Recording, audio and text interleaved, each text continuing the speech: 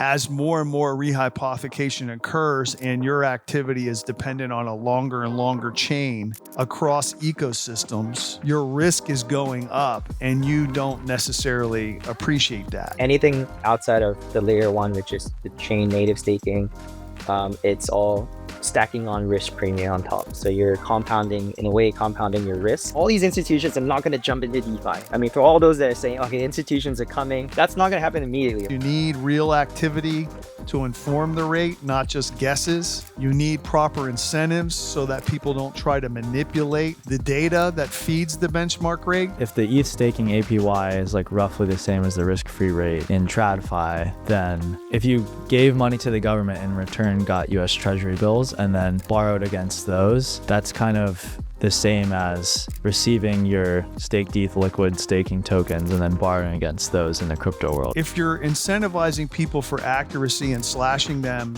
or penalizing them for inaccuracy, have you not created incentives for them to drive activity or data to show that they're right and therefore get rewards? It's a decentralized world.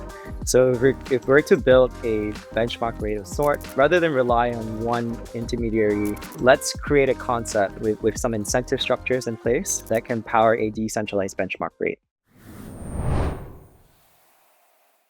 All right, Brandon, welcome to the Building in Public podcast. You're the co-founder of Treehouse Finance, which is building the infrastructure for decentralized fixed income products. This is a really special episode for me because I'm joined by my dad, James Lovely. And as a co-host, he's an expert in structured financial products and TradFi benchmark rates that we're going to talk about on this episode, like LIBOR and SOFR. He was the general counsel of Nomura's swap dealer back in the day and MD in structured products at Bank of America and has 30 plus years of experience with derivatives. And he was also into crypto before I was. So I remember he was prattling off about Bitcoin and Ethereum and, Bitcoin as digital gold and, potentially better form of money. And I ignored it all. And I wish I paid attention and bought some, because that was probably back in 2016 or 2017. But now I'm in the space. Helium is gets all the credit for that, and excited for this interview today. So Brandon, I want to start with you. You were working in TradFi and fixed income before crypto and Treehouse. So what did you like about, that industry, fixed income specifically, that then made you want to jump into the world of crypto and work on the same kind of topics or ideas, but in our space? Yeah, I mean, hey, thanks for having me. Really nice meeting you, Connor and James. Excited to have your dad on. Great to see another fixed income guy that's active in crypto as well. Let me just give a quick brief run through of my background. So prior to starting Treehouse, I was at Morgan Stanley. I was doing credit as well as interest rate derivatives. Not as long as James. I was in the space for 6 years. And how I got into crypto really was, I was on the trading desk. I had a bunch of friends on the desk as well that were very, very degenerate together. So while we were doing our jobs in the day, by night, we will be all, basically pinging each other, talking about all the degenerate plays that we can do, the ICO days. And I think what really kind of, flipped me, like gave the switch for me to jump into crypto was when Uniswap first came out. So I was sitting on the market making desk, and when I read the Uniswap white paper and I tried it, I was like, wow, I mean, this is really, one of the best applications of blockchain at that point of time. And I saw how you can automate market making, which kind of blew my mind. So at that point of time too, I had a couple friends that moved from TradFi to crypto. One of them started Amber, a very big market maker. A few others started hedge funds. When I saw exodus, a bunch of friends started going to crypto, I thought, hey, it's time for me to kind of jump over. And why fixed income? Actually, Treehouse started when I was actually building a portfolio management system that just for myself, just to trade DeFi. I went pretty deep into it, built a very extensive system that a lot of our friends just wanted to use it, and I saw a business opportunity. So Treehouse actually started as an institutional PMS, and then it slowly evolved into what this decentralized fixed income layer that we're pushing out now. Super cool. Yeah, the best products come about organically, and oftentimes we're designed for the designer's use, right? So in this case, yours. So that makes a lot of sense. Maybe to level set us a bit and zoom very far out, how are different borrowing rates usually determined in the TradFi world? And this is taking me back to some master's in finance classes, for instance. But like, is an interest rate just a way to price default and other types of risk, or is there something else? Like, how do you think about the core financial tenet of an interest rate and what makes it up? Yeah, I think maybe I'll just talk about the concept of risk and return. They're pretty much the same side of the coin. When you talk about risk and return, there's really two big subsegments that I tend to look at it. One of which is the risk-free rate as the very bare bone. That's the minimum yield that you should receive. And then everything else is pretty much like the risk premium, that additional risk that you're taking. So when you look at not just interest rates, right? When you talk about equities, everything, it's a subset of this risk premium, right? That comes with it. I'd love to hear James's opinion on this as well, but obviously you start off, when you look at assets in general, you start the risk-free rate spectrum, and then you start adding on. You start off with even safer things like generating TradFi. I know there's like rating agencies that help give you a gauge of how safe a particular investment is from the fixed income world. So that's generally starting with like the triple A's, government bond, sovereign bonds, and then it kind of levels down into credit, into investment grade, and then high yield. That's what they call it. The components of an interest rate are pretty well known, as Brandon said. You have a real rate that compensates you for time preference, right? Buying something or doing something today versus in the future. You have a credit risk component, which you need to estimate, and that's usually done through external sources like rating agencies or diligence financial statements. And then you've got, inflation, right? Getting paid $1 in the future is not like today, because the value of a future dollar is not the same, or a future return. And then you have term structure issues, right? But those I wouldn't think, Brandon, that those basic theoretical components of a rate will differ in the decentralized world versus the TradFi world. So I think there's a lot of commonality for anybody crossing over to already understand those components.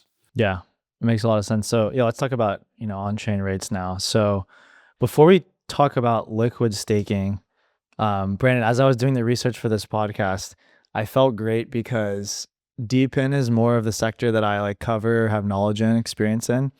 I mean, I have a finance degree, but I'm not as close to the DeFi stuff. But I kind of also came to the same conclusion, which I think you have, and I think I saw at least one or two tweets from the Treehouse account about the ETH proof of stake APY being basically like the risk-free rate you guys kind of said like in crypto broadly, but I think like obviously specifically for the Ethereum protocol or the Ethereum ecosystem as well. So I came to the same conclusion, and I'm just curious your thoughts there, why maybe like the Bitcoin proof of work APY is not, and just how you think about the risk-free rate both on chain generally and also within specific blockchain ecosystems like Ethereum versus Solana versus Bitcoin. Yeah, I think there's a lot of similarities you can bring from TradFi into DeFi. I've written a piece on this actually. So I've segmented DeFi risks into 3 specific layers. The first layer, which I call layer 0, not obviously not the bridge, but it's a layer where internet infrastructure is, where it's your wallet infrastructure. That's pretty systemic stuff. There's inherent risk there. There's that could actually go down potentially, but it's very hard to price that, right? And then we call the next layer layer 1, and that's exactly what you mentioned. It's chain specific, whether it's Bitcoin, whether it's Ethereum. They all, you can't really put them in the same exact field, but I just call it very broadly the chain layer. And then on layer 2, I throw in a few things such as like smart contract risk, bridging risk, liquid staking protocol, and then when you interact with specific protocols, on top of that smart contract risk, there's also market risk, there's counterparty risk. So all these additional risk premia that you can kind of throw on. And then just to also answer your question about like looking at what the risk-free rate is in crypto, right? I think we have to really independently treat every blockchain as in its own world. So let's start with Bitcoin because you brought that up. Bitcoin to me, it's not perfect as an analogy, but it kind of reminds me of like gold in traditional finance. Because if you want to get more gold in the real world, you can't throw more gold at it, right? You have to hire like people, you need to get machinery, you're gonna have to mine, right? Whether it's under the sea, whether it's like somewhere far away, you have to basically ship things over there and start mining. The cost of getting more gold cannot be perfectly tied to an amount of gold that you put in. It's another derivative. It's like energy that you put in, it's labor that you put in. So similarly, like again, Bitcoin, right? If I want to get more Bitcoin, I don't throw more Bitcoin at it. I actually need to throw more energy at it to get more Bitcoin. So that's the analogy that I like to use where, especially looking at gold and TradFi now, coming back to it, you don't really have a risk-free rate, but you have an implied risk-free rate. It's basically taking the basis trade for gold, trading the futures and the spot, but that's an extremely volatile rate. So people don't naturally use it all the time, but you can still use it. Now coming to Ethereum, I like to use the analogy that Ethereum mimics a country. So let's try to put it side by side with the United States, right? Let's put them next to each other. At the top, you have the US dollar. It's the currency that powers the United States. It runs the economy. Everything is all transacted in the US dollar. Over here, if you look at ETH, which is the Ethereum nation, same story, right? Everything is transacted. Gas fees is all powered for that. Now, the one level below that, we have like the Federal Reserve. We have the government, and that kind of sets really the vision and the rates and everything. It's all kind of powered by the government, right? But coming back to Ethereum, I think it's the proof of stake system, and I think it's very systemic because if proof of stake dies, Ethereum's dead, right? Proof of stake is a system that is powering the Ethereum nation, is keeping it going. And the best thing about it is that with proof of stake on Ethereum, I can actually put a yield on it, right? I can take ETH, put it into this, proof of stake, whether you stake it yourself or you do liquid staking, and there's a yield that can come from it. This for the United States, that would be the treasury curve, right? That's what people would normally say the risk-free return is for a US dollar. So I think the parallels are there. It's not a perfect analogy. There's a lot of things that we can get down into the details where when you get down into staking, the components of that what gives you the return is obviously very different from the US, but fundamentally that's how I kind of piece them together. Yeah, I think that makes sense. I mean, I liked the gold analogy of like mining for gold. You can't just throw more gold or money at the problem. Like there's a labor component. I mean, you could probably price the labor like in terms of gold and kind of bundle up the whole how do we get more gold into like just a amount of gold problem, but it's probably non-linear in terms of the payout, right? Like you can fund a whole team to go find gold, but like will you find the gold? There's like a component of variability there. So I think that makes sense. I mean, do you guys view the Ethereum proof of stake like APY as the risk-free rate in crypto? No, I mean, because I'm always, obviously I'm much older than you guys. So I operate by analogies to the world that I've lived in. And, the way I think about, as Brandon said, Ethereum, it's like a country. So the way I think about staking yield is like interest on reserves at the Fed. Like you're getting that yield directly from the mothership of the ecosystem. When you go beyond direct staking yield paid by the protocol, whether that's yield on liquid staking tokens or some other activity, you're moving further away from the center. So the analogy in the TradFi world would be centrally cleared repo is not the central bank, but it's pretty solid. And maybe that's like, getting some kind of yield at one level of decentralized finance. But then, if you go to bilateral repo or even private lending against treasuries or collateral, you're moving further away from that center. And now your level of risk is growing because, as Brandon said, you have counterparty risk. If you're dealing across borders, you have cross-country border risk, legal risk, regulatory risk, other things. And so, I always try to, when I'm looking at these kind of issues, I try to figure out how far away am I from the center and what risk set am I now dealing with? And it changes depending on, where you are. And then, Brandon, when you go to bridging and other chains, now your risk is like, factorial.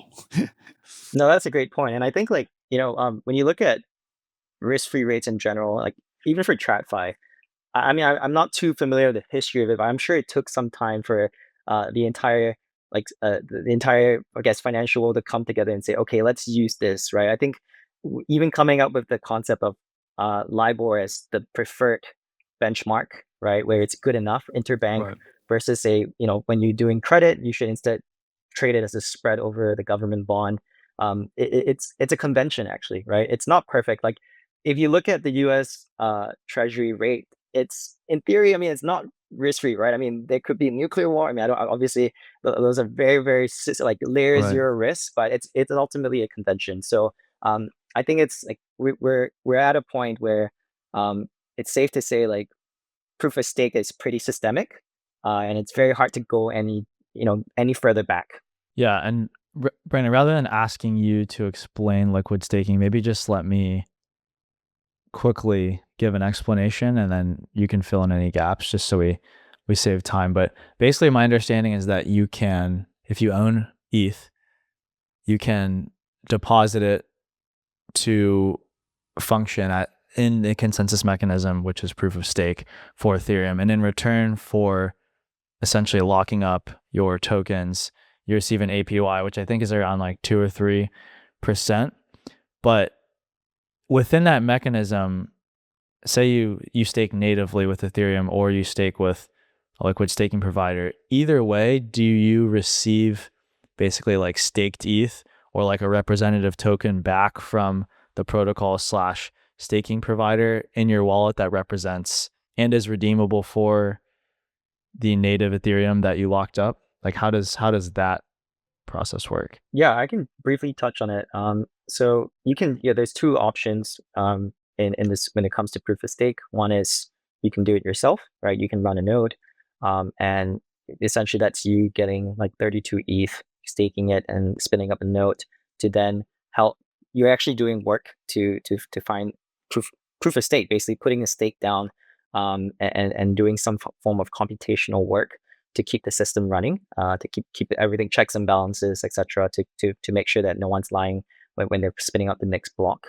And the other new concept that was first came out through Lido was liquid staking, and they essentially just abstract away all the work.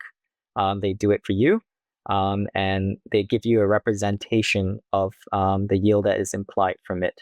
There are actually a lot of nuances when it comes to staking, because if you're a one-person staker, you have exactly 32 ETH and you put it in there, your return profile would actually be very, very volatile. You might only get like the minimum yield, which could be as low as like 0.01% every day.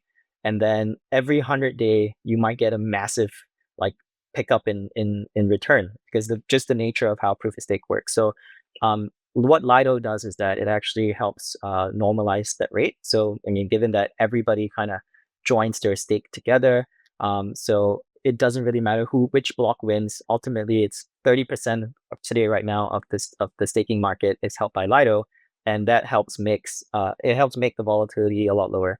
But there are many components that make up what this proof of stake yield is. One of which is just doing the underlying work.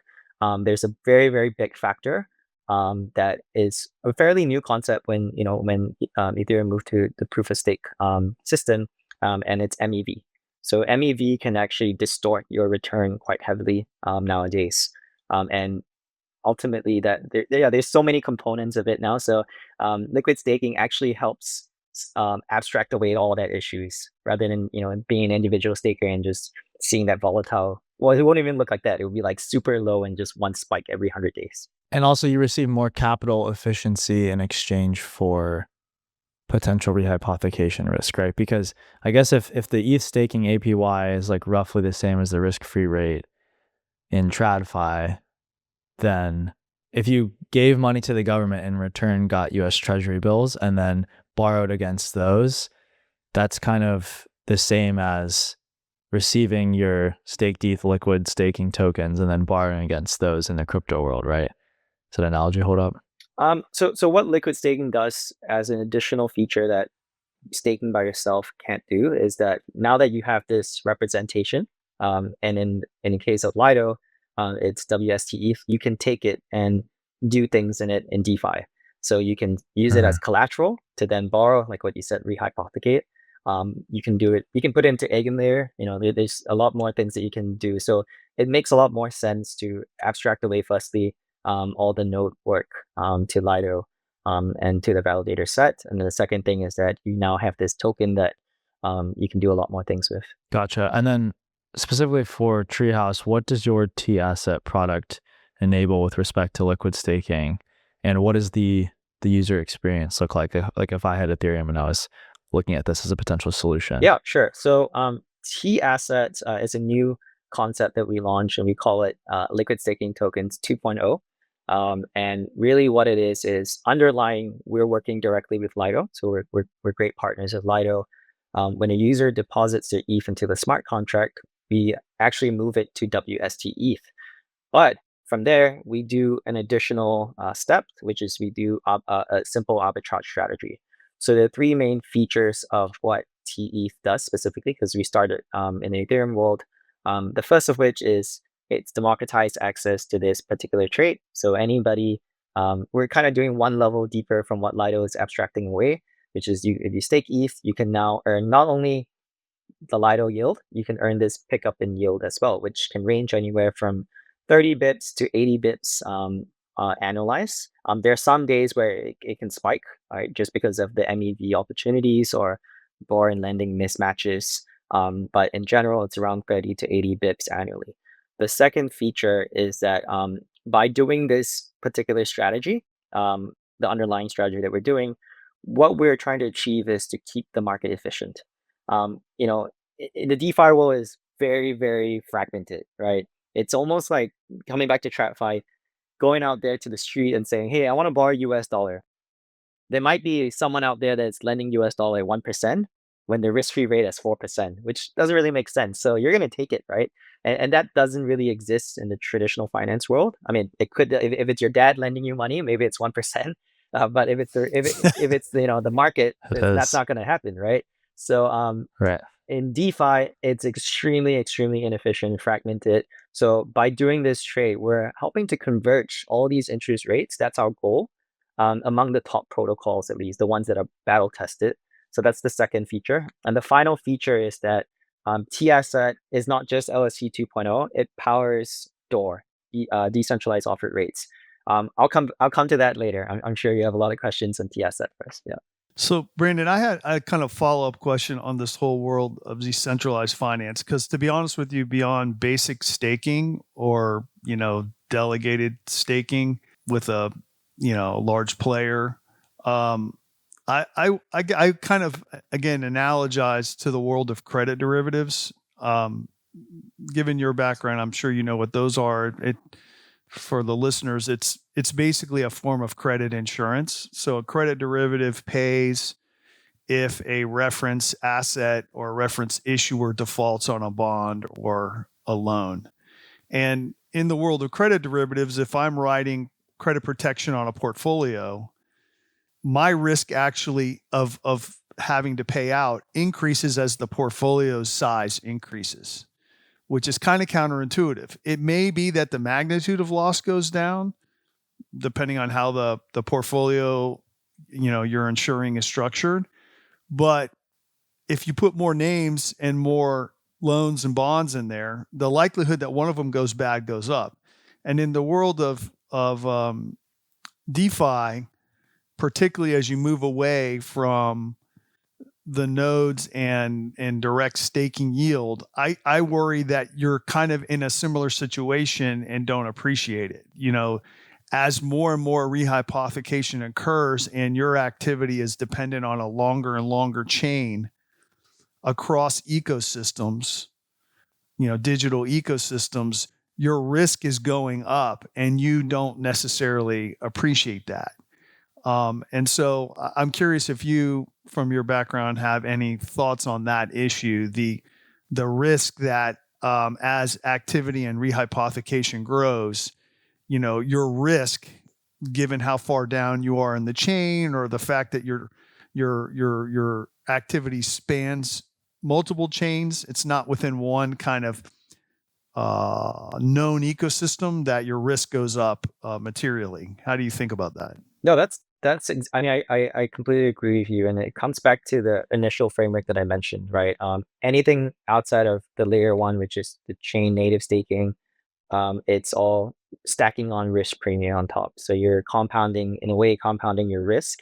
And I think the space is maturing, right? I mean, when you talk about the DeFi Right. summer back then, you had like Wonderland, you had Ohm that was paying out literally 1,000,000% APY, right? I mean, it was hundreds of millions in there, right? It was insane.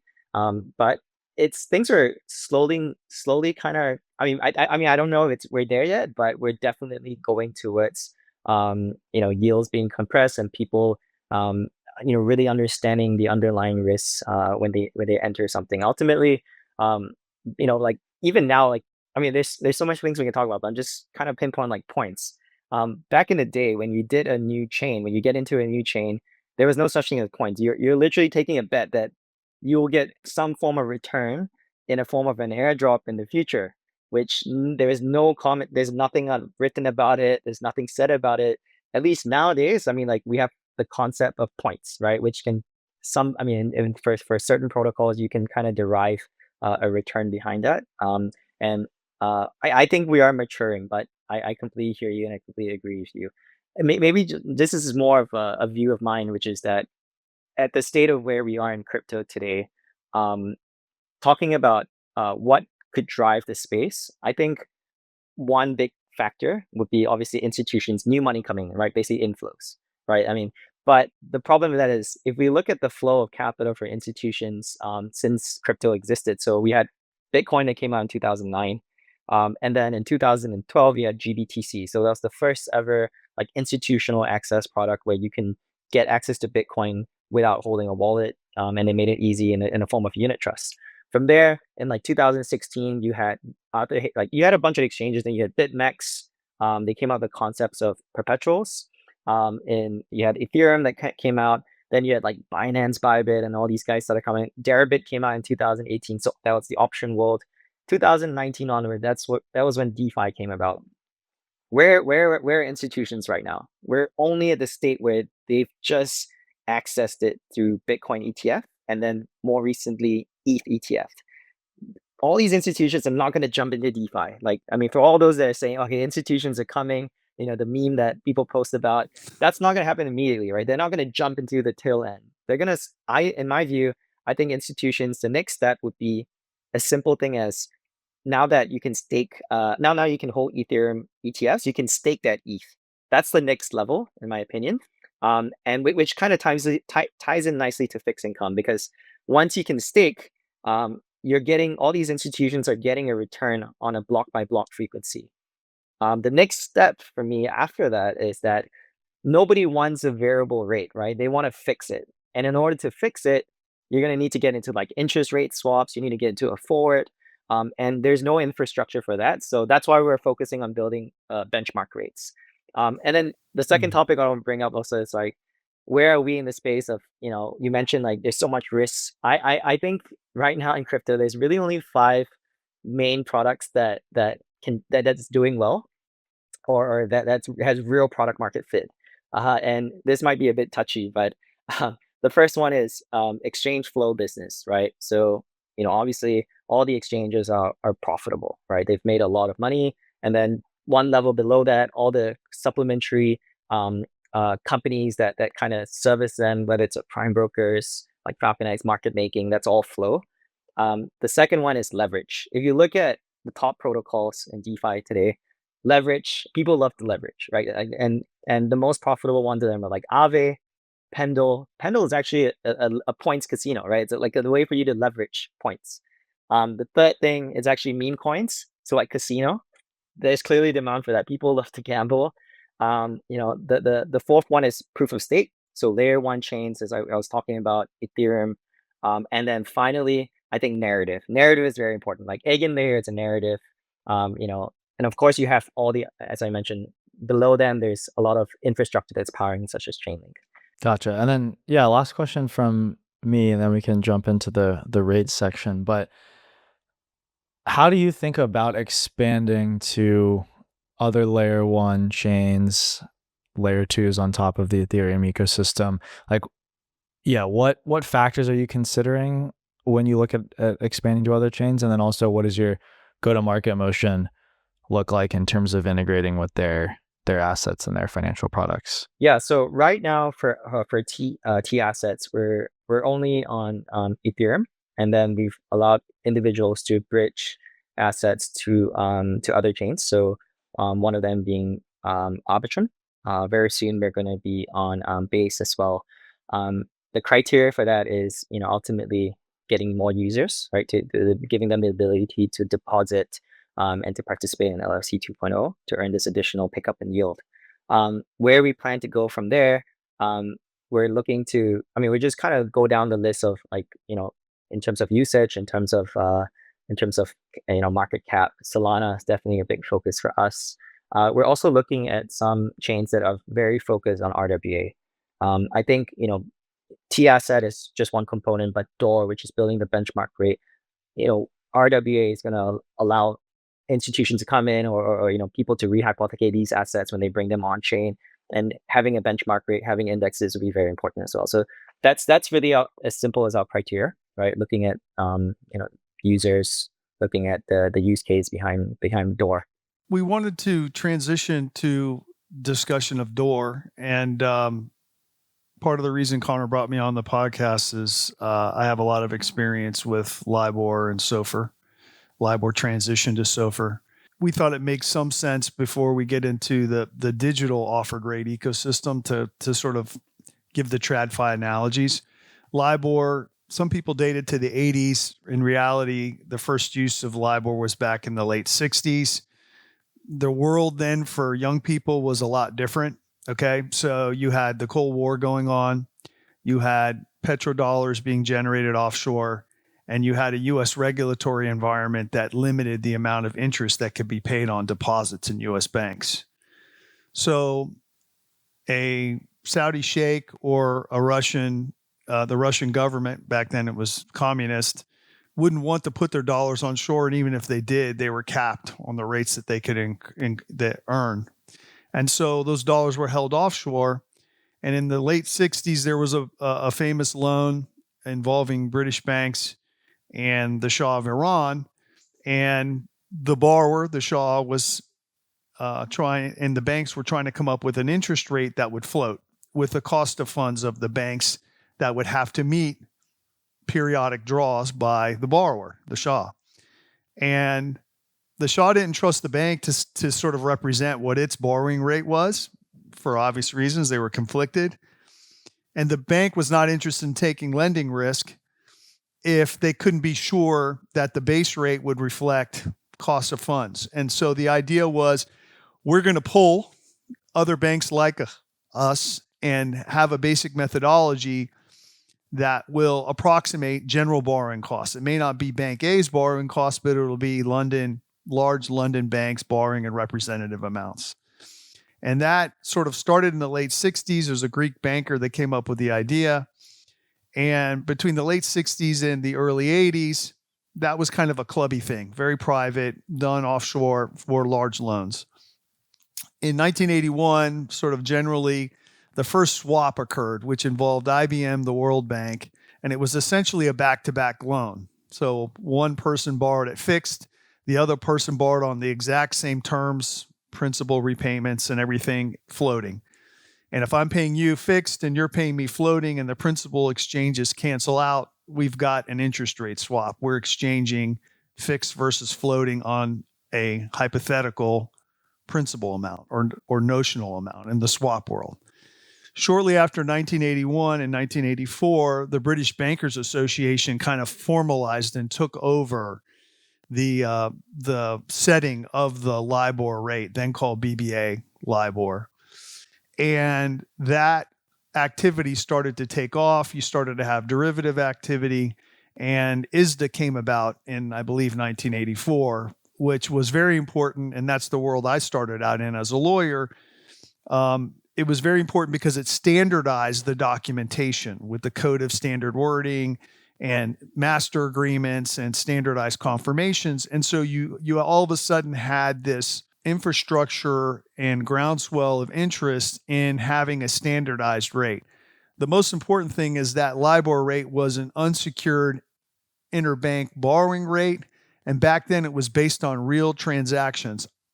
Barclays is borrowing from Royal Bank of Scotland for 3 months or 1 month or 6 months unsecured. And so that data was taken, and if there wasn't sufficient real world activity, back then it wasn't a problem. There was plenty of real world activity, but if there wasn't, they could estimate what their borrowing rate would be and submit that. And so that's how LIBOR kind of grew up, and it went from a clubby interbank unsecured borrowing rate into the dominant rate, really not only rivaling but surpassing in use treasury rates, which a long time ago were also a benchmark, because the treasury was kind of credit-wise so far removed from private sector borrowing that LIBOR was viewed as being a more representative benchmark for the private sector. And so, as I know Brandon's talked about in various podcasts and other things he's written, the problem was over time, for regulatory and other reasons that are beyond the scope of what we're talking about, the amount of interbank borrowing for real declined. Basically, regulators didn't like banks borrowing unsecured because that availability of that borrowing was always subject to concerns about the credit risk of the bank. And as real world activity of term borrowing declined, that meant the number of estimates going into how LIBOR set grew. And when you start estimating, that opened the door to manipulation or fudging what the rates were, because it wasn't based on the real world. It was based on an estimate. And you have no way of knowing if my estimate's being shaded one way or the other because I have some incentive. And so this kind of really came to a head in the financial crisis. There were accusations that banks were not representing what they could actually borrow at because they didn't want to tell the truth and thereby indicate to people that they were under financial stress. There were also some allegations that regulators were telling banks to shade their submissions because they didn't want a financial system problem. And so the bottom line is that the reliability and the trustworthiness of LIBOR settings declined. And so starting in 2017, culminating in 2023, there was a move orchestrated by the Federal Reserve to replace LIBOR with a different rate, SOFR. SOFR has some positives.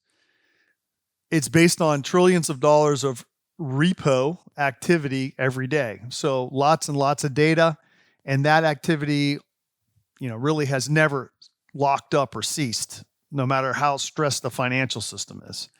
The problem with SOFR is it's an overnight rate, and repo, for those of you that don't know, is essentially overnight borrowing secured by treasuries. It's secured overnight borrowing.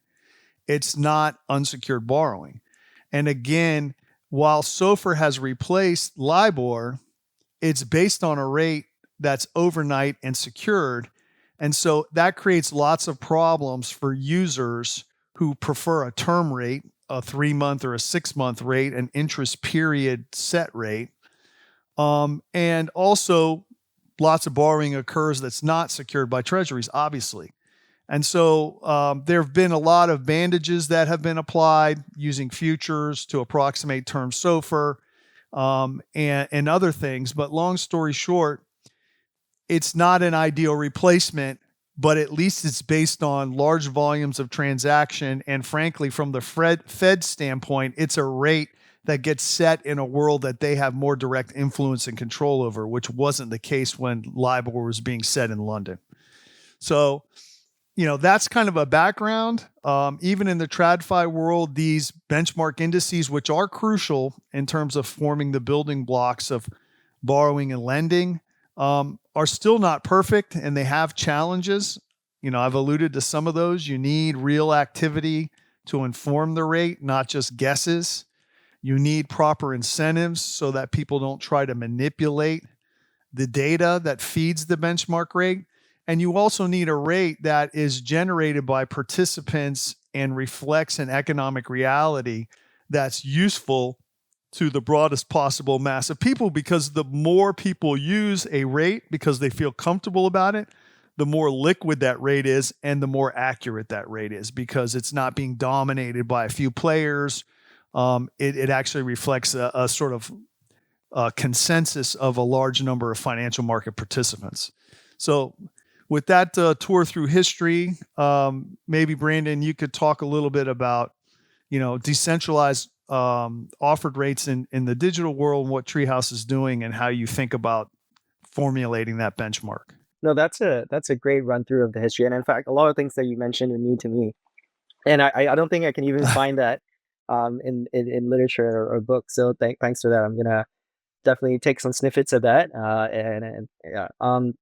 So how does Door fit into all this, right? I mean, basically our idea is that whatever you mentioned, there's TradFi benchmark rates.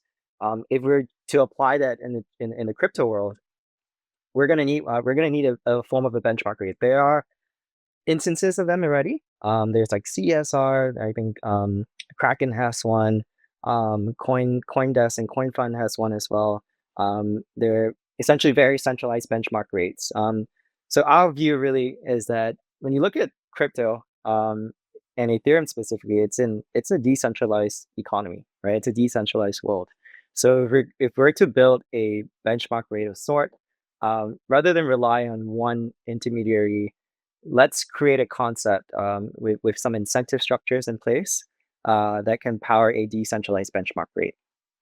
So DOR, which stands for Decentralized Offered Rate, is essentially that. And how it works is that we take attributes of LIBOR, attributes of SOFR, we try to build it in the form of an oracle. We've also added in staking and slashing as incentives and disincentives against the manipulation and collusion that happens for LIBOR. And finally, we've also introduced 5 different stakeholders that work together to collectively power this new primitive. So to kind of walk through the 5 different counterparties that are involved in the DOR system, the first of which is an operator. And an operator runs similar to the way Eigenlayer powers, different AVSs, is where if you want to build your own benchmark, you can run, you're basically an operator, right? You create the terms, you set the rules. You also recruit the next type of users that are going to be among the 4 of them. So the second one is a panelist, and a panelist essentially is a data provider. And if you get enough, the law of large number, you can get enough such that you distribute that workload, where all of them are incentivized to do a good job in whatever the benchmark rate is supposed to do. The third role is called a referencer. So when you break it down, the first 2, I would call them like the sell side, and everything else will be on the buy side. So referencer are people that are using these DOR benchmarks that are built by the operators. And in our case, we are working with several protocols that are already using us, using elements of it. And we're also using it in the CeFi world. So we're working with some large market makers to power Ethereum staking rate forwards, referencing our DOR ESR benchmark. So that's a our goal is to hit 1 billion trading volumes by the end of this quarter. So very exciting. That's all happening OTC.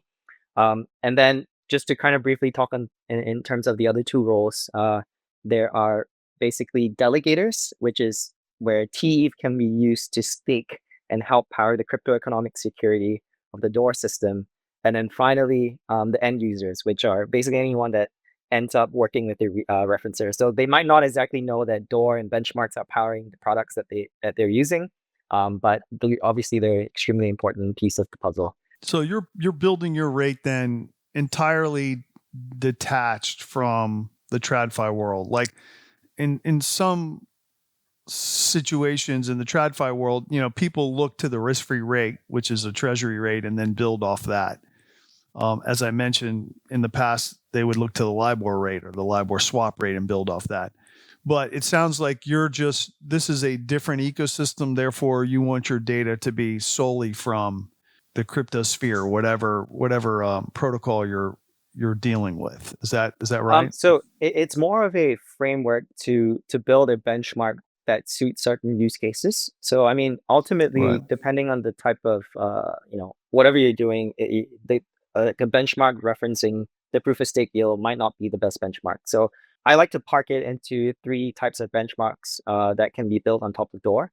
The first of which is very similar to the interbank world in TradFi.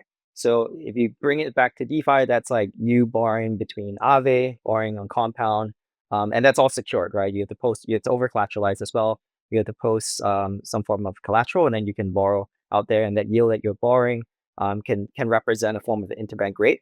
So that is on chain. That data that you get is on chain.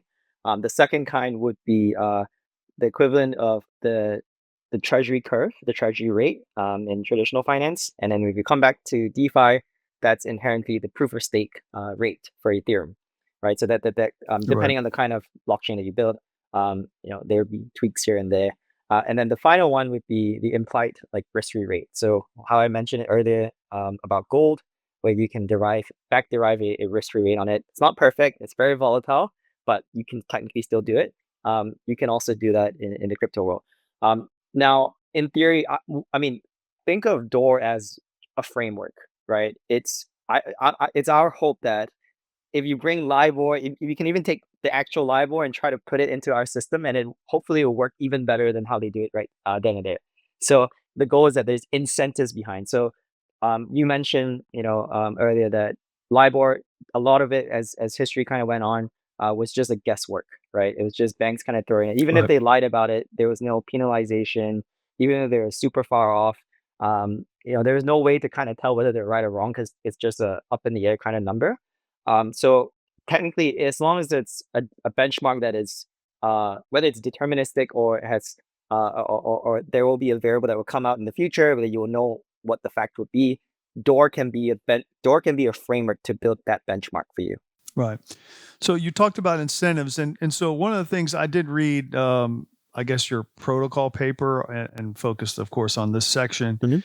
And one of the things that I kind of wrestled with was if you're incentivizing people for accuracy and slashing them or penalizing them for inaccuracy, have you not created incentives for them to drive activity or data to to show that they're right and therefore get rewards? In other words, you have incentives for accuracy, but those same incentives could motivate people to conduct themselves in ways that help them win and help them avoid slashing. So I guess, can you talk a little bit about that?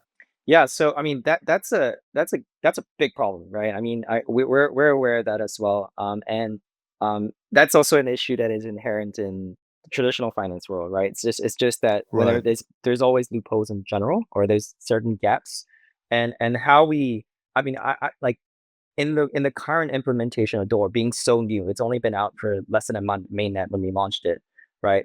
It's gonna take time for us to get there, but we want to build in enough checks and balance. We want to build in enough disincentives and incentives both, such that the effort for them to do something like that would be way harder. For example, if you have like 50 panelists involved, and we take, only the top, we randomize, say half, we only take 25.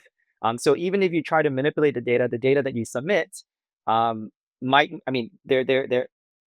in the long term, hopefully we build up enough checks and balances, again, as I mentioned, game theory principles, such that it's going to cost you too much to even do that. Yeah. So, part of it is, the risk seems higher in the sort of initial stages of any door, right? Yep. Eventually, if you have different kinds of players and you have more players, then the benefits of random sampling has more power, and therefore you can reduce the risks. But certainly early on, it's something that you would think there would need to be some kind of monitoring of, just to make sure nobody dominates the setting of a rate initially, until you have enough players where some of these other structural things you've developed have more efficacy. I guess the last question I had, thinking about your decentralized offer rates, part of it is these rates seem to be driven. For example, if the activity is a staking rate based on Ether, it's kind of like SOFR, right? Which is that activity tends to be Ether secured. And so just like SOFR is treasury secured, you can get a kind of homogenization because as long as the rails function, the risk is Ether's volatility and the level of over collateralization you have in the activity that's providing the rate information.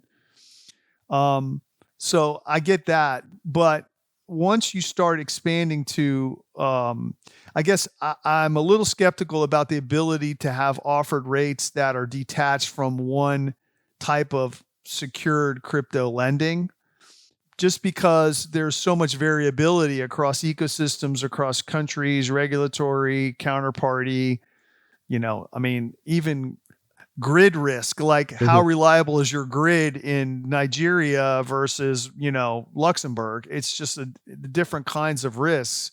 And so it seems to me that you're going to ultimately have multiple offered rates that, to the greatest degree possible, is sampling data of a consistent type of transaction, like an oversecured Ether borrowing. Yeah, that makes sense. It's we're still early on, I'll say, but I completely hear what you're saying, and it's gonna be tough. There's so many, like, I have the same concerns that you have, but just the same way in TradFi, we use LIBOR for 40, 50 years, right? And it wasn't the best model.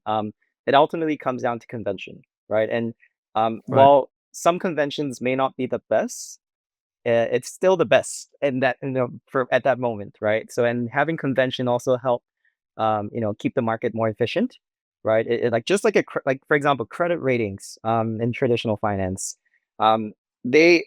all Moody's, S&P, they will only downgrade after the fact of the news coming out, right? So it's like, what's the point of even 100%. having them, right? It's clearly mislabeled.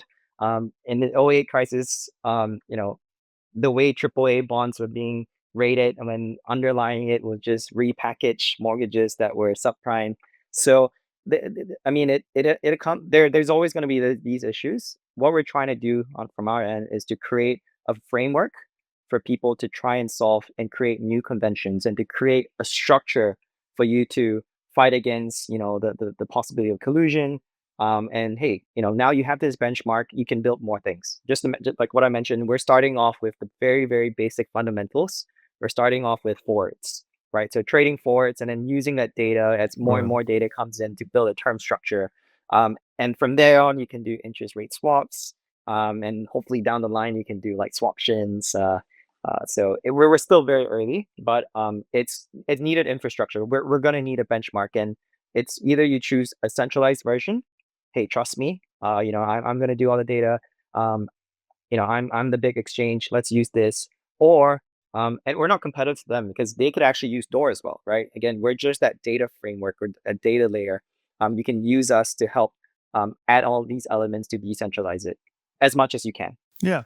I could easily see, like, if you built a robust, Ether staking, liquid staking index, that was based on either direct staking yield, or in the case of, secondary activity, over collateralized borrowing secured by ETH. I mean, you could see a world where that index becomes sufficiently robust that if you're borrowing in the Arbitrum ecosystem or against Arbitrum, you're going to use the ETH index plus 150 or whatever.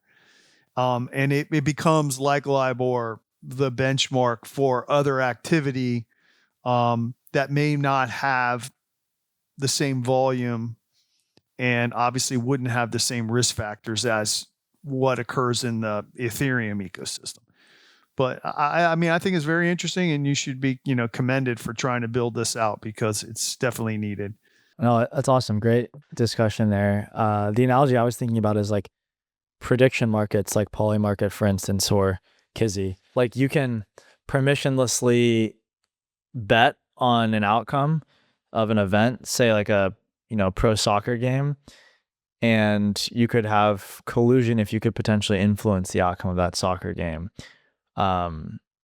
But I liked the idea of sampling, say 25 out of 50 of like the validators, or I forget what the term is in your ecosystem, but the people that submit rates, because then not everyone's included. So even if they do borrow and lend or other DeFi activity to try to make the ending rate close to what their estimate was, they might not always be included in the incentive pool. And so I think that's like a pretty good way to combat that. We're almost at time here, so just want to talk really quickly about the first month of DORs on mainnet and Treehouse nuts and how they play a role in your ecosystem. And then we can wrap. Yeah, sure. So nuts is the points value that we ascribe to people that support our ecosystem.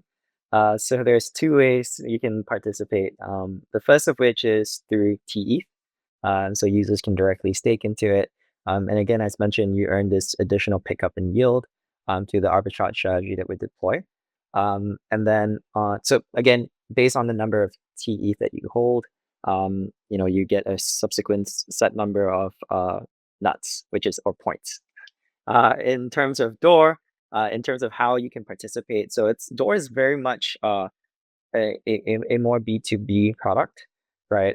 It's I would say the end user retail won't necessarily be facing this product directly, but they would definitely, hopefully, in the future might touch it in some form of way without even knowing it, right? So from that front, in terms of what we're doing, we have already signed on 15 different panelists, right? I mentioned a bunch of different market makers. Some of the biggest staking houses are already onboarded. We have protocols building on top of us. We have a group of PhD guys working on a ERC 6123. It's like a new concept to bring what James was mentioning about how creating like an ISDA version on chain to help settle on chain swaps. And they want to reference DOR as well. We have certain risk curators of borrow lending protocols that are trying to create instances where they're trying to make a more efficient way to calculate the cost of borrowing on chain. So these are just some of the examples of the ecosystem of protocols that are building on top of DOR. We also have like a grant program.